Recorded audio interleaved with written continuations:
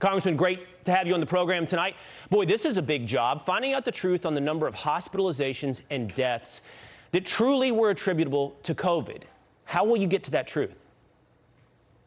Well, Will, appreciate you having me on. And, I was a federal prosecutor in the U.S. Attorney's Office. I started in Sherman, Texas. I think you know that place well. My hometown. And it is, yeah. And, when I was a prosecutor, we had to pursue the facts. And that's one of the things that the CDC and Anthony Fauci, as you just so eloquently kind of led into this, they want to sweep the facts under the rug. Because the simple reality is we are all looking at what's happening in Ukraine, and our hearts go out and we're trying to help. I was on phone calls all day today helping people, orphanages, people that are dealing with the ravages of what Putin is doing to those people. The fact of the matter is we're looking at that and we're talking about war crimes. I want to talk about the crimes against humanity that has been perpetrated by Anthony Fauci, the CDC, and the federal government against the American people. I want to talk about the dead Americans, people who had myocarditis, people who had a reaction to the vaccine. I want to talk about the Americans who have lost their job because of vaccine mandates, whether they are military or healthcare workers or maybe a Border Patrol agent, federal worker, who have been forced to lose their job if they didn't take a jab. I want to talk about the children who can't actually enunciate their words because they now need speech therapy, or they had mental health issues, or we've got drug addicts, people who have died because they've had mental health issues.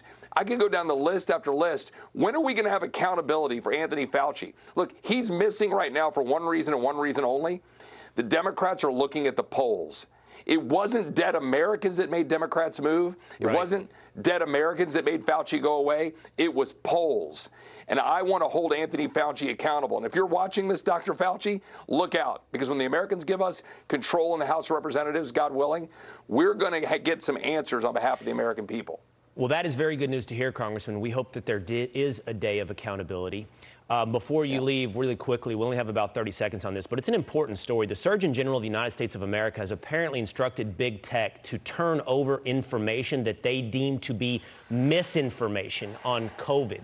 Now, this is terrifying, and I'm sure, by the way, would encompass this segment you and I are discussing now were it to be uploaded to social media. So I don't know what can be done within Congress, but it is a terrifying proposition that the United States government is now telling big tech, turn over the names.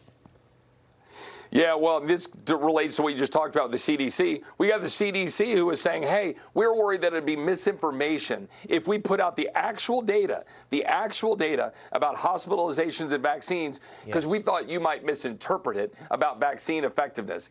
That's your government at work, and big tech is colluding with them in corporate cronyism. Our job is to knock the knees out from under them and defend the American people, and that's what we're going to try to do, is stand up for the average American getting screwed by big government and big corporations. All right, Congressman Chip Roy, great to talk to you. Great to have a shout out back to the hometown of Sherman, Texas. Thank you for your time tonight. Thanks, Will.